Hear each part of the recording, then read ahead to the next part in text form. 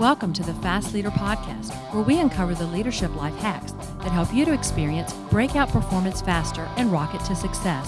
And now, here's your host, customer and employee engagement expert and certified emotional intelligence practitioner, Jim Rimbach. Call Center Coach develops and unites the next generation of call center leaders. Through our e-learning and community, individuals gain knowledge and skills in the 6 core competencies that is the blueprint that develops high-performing call center leaders. Successful supervisors do not just happen. So go to callcentercoach.com to learn more about enrollment and download your copy of the Supervisor Success Path ebook now. Okay, Fast Leader Legion, today I'm excited because we have somebody on the show today who has a great depth and great range of things that we need to know, not just today, but for the future, and bringing a whole lot of past and understanding and experience along with it. Lolly Daskal grew up in New York City, and she travels around the world on a continuous basis to serve her clients. From an early age, she knew she wanted to learn, develop, and evolve, and that led to her helping and developing others. In life, we mostly teach what we need to learn. This has brought her to her journey of who she is, a discovery of self, to helping others discover themselves. In life, she studies psychology and philosophy and applies the principles to who she is and what she does. Lolly is the founder and CEO of Lead From Within, a consulting and coaching company. Lead From Within's proprietary leadership and coaching programs are engineered to be a catalyst for leaderships who want to enhance their performance and also make a meaningful difference in their companies, their lives, and the world. Based on a mix of modern philosophy, science, and nearly 30 years of experience in coaching top executives, Lolly's perspective on leadership continues to break new ground and produce exceptional results. She has written several books and is the author of The Leadership Gap: What Gets Between You and Your Greatness. Lolly was born and raised in New York City, like I said, where she lives today. And she is the proud mother of 3 grown children. Lolly Daskal, are you ready to help us get over the hump? Absolutely. So great to be here. I'm glad you're here. And now I've given my Legion a little bit about you, but can you share what your current passion is so that we can get to know you even better? Currently, I might sound boring because I feel like I'm going to say the same thing.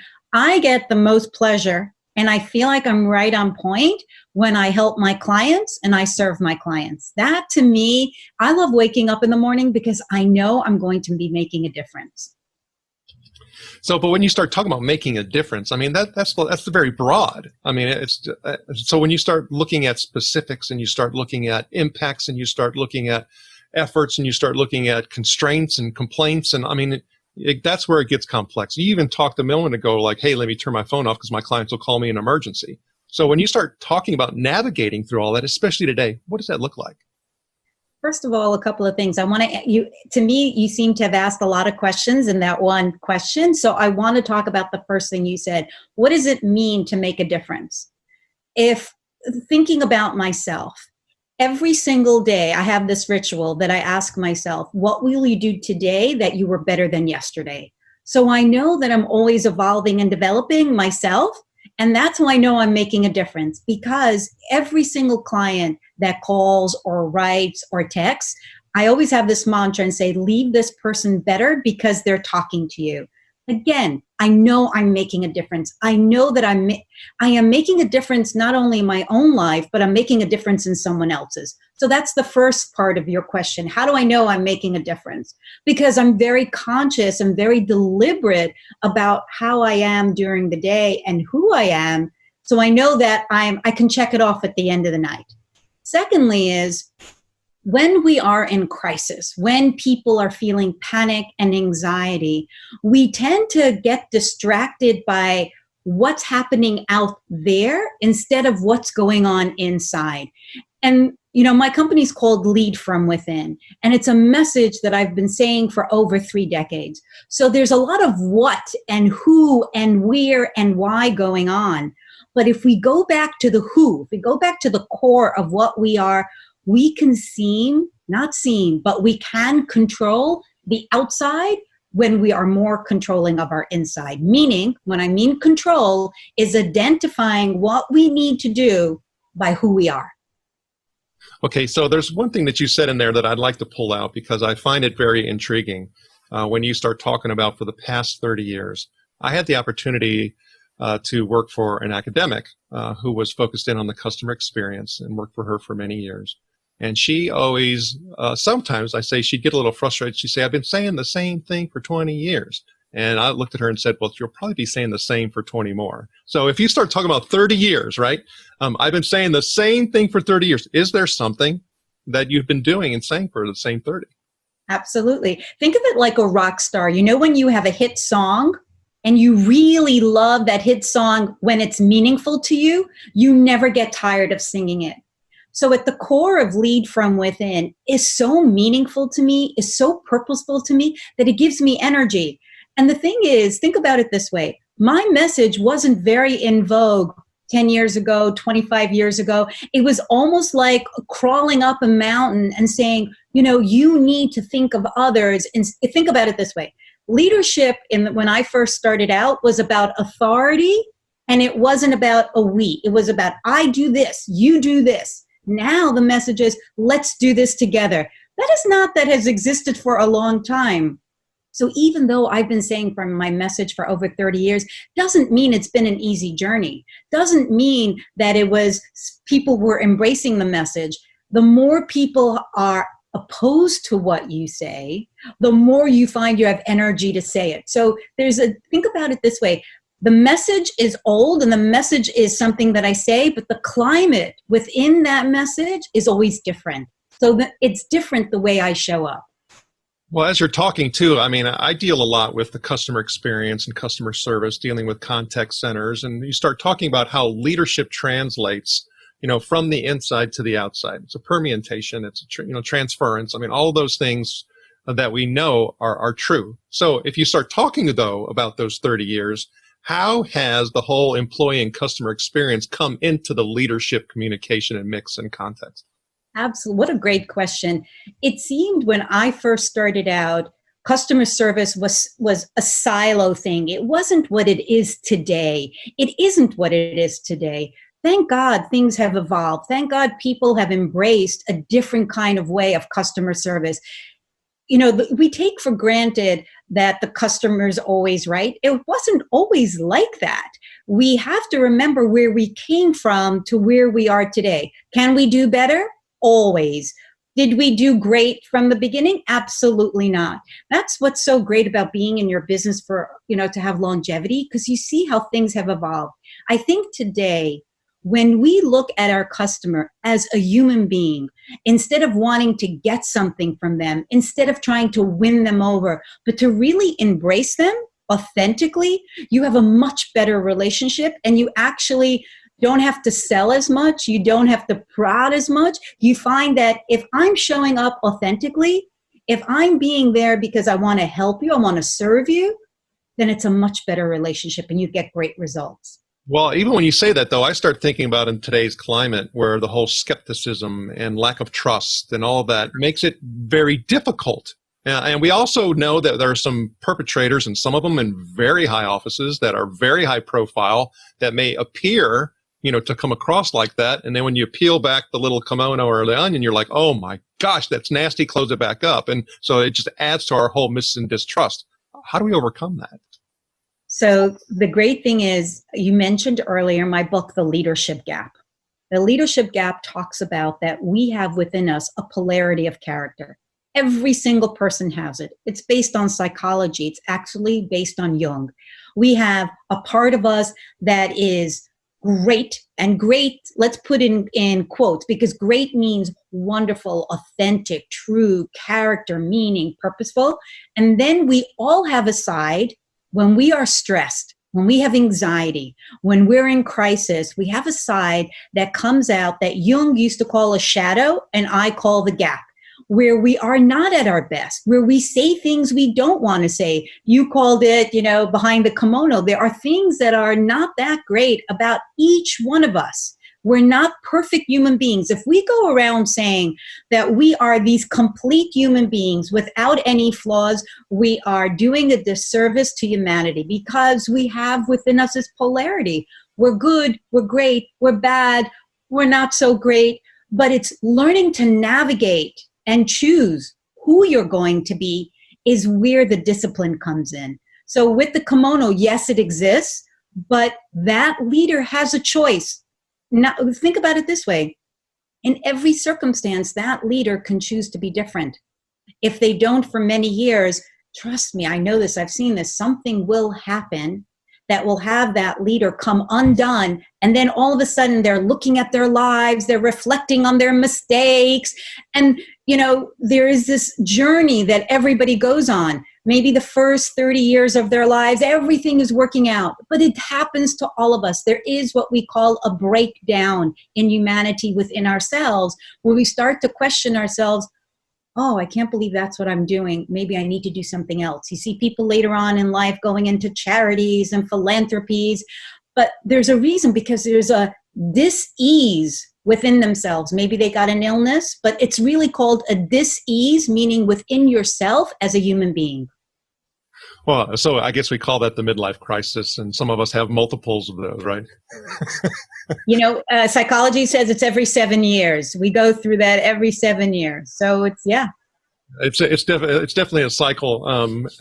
So I guess the thing is, for me, as you're talking and I'm thinking about the customer connection and all that, a lot of times they talk about the disconnection between the top and head of an organization and the feet of the organization. And so, I may think I'm delivering this experience up here, and this is the one that we're actually saying that we're delivering. But when all of that gets filtered down, and it gets to the front line, very different things are occurring.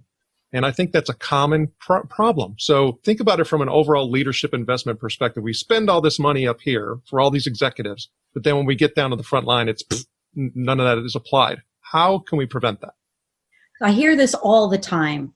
There's so much happening on top. By the time it gets filtered down, either the message is lost, it's not felt the way it needs to be. I think, people talk about that it could be trust, right? But you know what really I find that the core of that is? It's called communication. I find that if people are talking at people, if you at the top, right? If you have this view, if you're at the top of the mountain and talking at people, then the message, by the time it reaches the bottom, it's like, what did you say? But if you bring the bottom and the middle to the top, and it's more of a group, it's more of we're in this together, this is what we need to say, this is how we should think about it. It's not that I'm telling you what to do. My communication is do this, say this. The communication is you're down there, right? You know what's going on in the foxhole. So what is really happening? Tell us to the top. And then we can together create the message, because you're there, even though I have an idea that I think it needs to happen. So when I work in an organization, I usually start with the CEO, right? That's where the board of directors brings me in. That's where an HR director brings me in. And I talk to them about their communication is just not filtering down. Well, guess what I do then? Over time, I start the bottom of the organization, I work from the top of the organization, and I work on bringing them together. That's part of my work. So it becomes a we, not a me. And it becomes a message that's embraced by all. Okay, so for me, I start thinking as for someone who does marketing and lead generation and all of those types of things, I start thinking of an overall, campaign and process. And of course, something like this is an ongoing campaign that should never end, right? So I would dare to say that, you're going and engineering an entire experience for the executive. I'm actually not only for the executive, but for the organization as well. This is what I really believe. I believe that if a leader takes the time to develop themselves, then they have to invest in their people. It's not only that a leader is evolving and growing and becoming who they need to be. Your company, your people have to know that they're just as important. Their development, we have these things that we call master classes, that I create these classes within an organization that people can hand choose to take a master class of themselves. What do I need to help myself? Just like the CEO. The CEO is not up here and I'm down here. No, we're in this together. And that's part of leading from within, that every single person matters. It doesn't matter what position you're in or title. Well, okay. So, but as you're saying that, you often find, especially when you start talking about the size of the organization, you have more people who just don't want to engage in that particular process. And so people will come from different, perspectives and lenses about addressing those particular people. But what are you teaching executives for people who don't want to be part of the group? Oh, trust me. if we're in video, I'm this blonde woman, I'm very petite. I walk in a room with engineers. Every single one of them sneers at me. The first hour, it's like, who is this woman? By the time I'm done, it's like, oh, wow, this is the best day of my life. I go, what about your marriage? No, this is the best day of my life. I have testimonials that are so funny. And I go, I know. And I say this, and I know you're not expecting much from me, but I'm here to surprise you. And I'm here, it's not about me, it's about you. And so every CEO will say, you'll never get to that hardcore group that think this is it's like, we hocus pocus, we don't need this. But I found two things to be true. When you have an organization where some people are very excited, their energy is contagious. They want to know what that person is getting and why they're so happy and why their workload seems to be more streamlined. And it just seems like everything is more effective than before. Then you have those that come kicking and screaming, I don't want to do this. This is not for me. I don't want to be in therapy.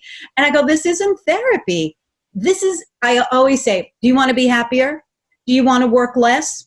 Do you want to be more effective? If the answers are yes, come on, join me for an hour. You don't like it, you never have to come back. And in all these decades, listen, if I can win over some engineers, I could win over most of an organization. Sorry, engineers, I love you, but it is true. Well, I can understand. I mean, you have certain characteristics and personality types that are amongst that group, and and so I get what you're talking about. But when as you're saying that, I mean, I'm getting excited. I'm like, oh, what could transform and make that happen? Because here's the thing, especially when you start, let's take all the way down to the front line. Because I have a virtual leadership academy called Call Center Coach, where we focus on the leadership skills for frontline supervisors. And when you start dealing with frontline, contact center agents, you do have some people that are not going to buy in. They're not going to be part of it. They're like, I didn't sign up for this, even though we may have, through our hiring process, tried to screen for all of that. They got through. Do you advocate, or do you say, hey, you know what? It's a coach up or coach out? I mean, what do you actually teach? No, I never say that. So I don't do that. I don't want people to feel that they're threatened or anything like this. Let me tell you a little secret about what I do. I don't think I've ever talked about this. The thing about it is, think about an organization. Most individuals that are there will tell you, if they tell you the truth, is that they're not heard all the time. They're not listened to all the time. Their words don't have the kind of importance that they want to have.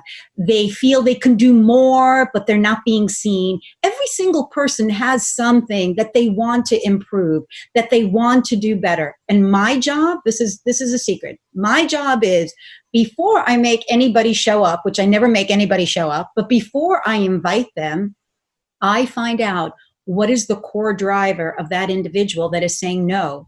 And then I say, if there's one thing that you want and I can get that for you, what would it be? And they tell me, and I go, come and I will show you how you get it. Everybody shows up. Because as human beings, we have needs and wants. And most of the time, they're not being met, especially in an organization. But if you tell that person, I can give you what you've always wanted, they show up, they're curious. And then it's my job to keep them there. Well, as you say that, I mean, for me, I start quickly reflecting on even things that have happened in the past week where maybe I could have taken that approach and failed to do it. So thank you for sharing that. So what was the core of that? The core was not about me, it's about them. Right? That's what I learned at a very early age, that if I am going to truly lead from within, then I have to, take myself out of the equation and really get connected to the other human being about what their need is, what their want is. Once you tap into that, there's no. It's always a yes. Well, you even mentioned a lot about the whole self-discovery and, finding of self and connecting of self. And there are individuals that will just say, well, I don't know what I want. I don't know what I need. I don't know. And so how do you connect with that? That is so true. And that, I would say, is 70% of our workforce. They'll say, I don't know. You're asking me these questions. So I have a way of asking the same question in 1,000 different ways that doesn't make people feel uncomfortable. So when someone says, I don't know what I like, or I don't know what I want. So I'll say, give me an example of what you do in a day. And they'll say, this is what I do. This is my role. This is my position. If you could make that job be more effective, what would one thing that you would like to change? Trust me, there's a list. They come with like, I want this, I want this. I go, okay, so you do have wants, you do have needs. Sometimes it's it's the art of the question, right? So instead of being a bulldozer, what are your needs, what are your wants? No, invest in the person that you're talking to, find out more about them, and then this is in my book, the archetype is the navigator. Navigate through the conversation so you can help serve them. Well, I know all of this can be, challenging for folks to be able to do the discovery, to be able to apply the changes and all of those things. But, you had mentioned something about it being possibly easy and you having hacks and shortcuts. But what do you mean by that? Okay, what a great question. So nothing in life is easy. Because the thing is, whatever is really worthwhile, there has to be a method of what you do, right? So this is the easy part. If I show up at every conversation saying, whoever I'm talking to is the most important person in that moment in my life, it makes the conversation with that person easy, right? That's the easy part. Then the second thing is, I have to remain curious. It's not about me. I'm not going to tell you what I ate for lunch. I'm not going to tell you where I was last night. But if I ask open-ended questions about you as a human being, who are you? What do you want? What do you want to achieve? How do you want to leave your mark? Nobody spends the time talking to individuals on that level. And I find the reason why the engineers leave saying that was great is because they felt seen, they felt recognized and appreciated. And that's where it makes lead from within and this process so memorable and so meaningful. So is it easy? Maybe, maybe not. But is it memorable and does it leave a mark? Absolutely, every time without fail. Well, without a doubt, it's inspirational. And one of the things that we do on the show is we look for quotes to help us hold on to, grab, or maybe ignite some inspiration. Is there a quote or two that you like that you can share? There's so many quotes. But one of the things that I like to say, there are many things I say, because in organizations, they call them lollyisms. I even wrote a book on it, 500, I called it heart-spoken, things spoken from the heart. But there are two things that I feel that are very important to say. Every single person is here to be their most valuable. I really believe that each one of us is here for a reason. What that reason is up to you to discover. The second thing is that people believe that success and greatness is really for others, right? It's for them. It's not for me. And so the thing that I want to say is that greatness can be and should be embraced by every single one. And it's not only for the privileged. It's for you. It's for me. It's for every single person. So those things are very important in my life. You're valuable and you do have greatness within you. Well, I would dare to say when you start talking about the evolutionary process and all those books and volumes and things, all the discovery piece, and much like I even shared with you before, I just reflected on something that, I know I did that I should have done differently, and now I can't take it back, and hopefully I'll use that as a learning experience and not repeat it. But, we have humps that we've gotten over that have caused us to have, learning opportunities that hopefully we use as something to better ourselves and then others. Is there a time where you've gotten over the hump that you can share? I get over humps every single day. I think about things where I could have shown up better. I think about things that I wanted things to go a certain way and it didn't, and I might get angry about it. And I find that when we get stressed about things, when we get triggered about things, we're not at our best. There's so many humps. I mean, at the end of the day, I was going, you could have done better. You could have tried harder. You could have been more patient. And so I'm an individual that does self-reflection on an hourly basis. I told a client the other day, I said, you live in the past and you live in the future as a leader, but you never live in the present. And what would it be like to be present in the moment? And he said, I don't know what that is. So I gave him I said, every hour, set your Apple Watch for 12 o'clock or 12:15 or whatever, 12:30, whatever it is. Set every hour, do the same time. And stop whatever you're doing. I don't care if you're in a conference, you're talking to the board members, I don't care. Stop for a minute and say what you're grateful for in that moment. And he did this for 24 hours. Not while he slept, he didn't do it. And he texted me and he said, I love this because it brings me back to the moment. That's what I'm talking about. Lead from within it's not easy, but there are tools and techniques that we can do that make our life more memorable and meaningful. Well, when you start talking about all of this and even going in context of the past 30 years of work and start thinking about your next 30 years of work and, oh yeah, you can never end. You're not allowed. I start thinking of some, goals that you may have. Is there one that you can share with us? Absolutely. I've been in my business for a long time, and especially with the climate of what we have now, the way business was run. I mean, I'm coaching that there's a new normal. And so for me, I want to think about it this way. It's when I always wanted to write a book, and then I wrote a book. And the reason why I wanted to write a book is that I felt that if you couldn't meet me, you couldn't talk to me, you would get to know me through my work. You would get to learn about what I do with others. And so the next evolution of Lolly Daskal is, how do I reach others without having to show up, with an organization, without having to run my masterclass in person? That's something I'm thinking about.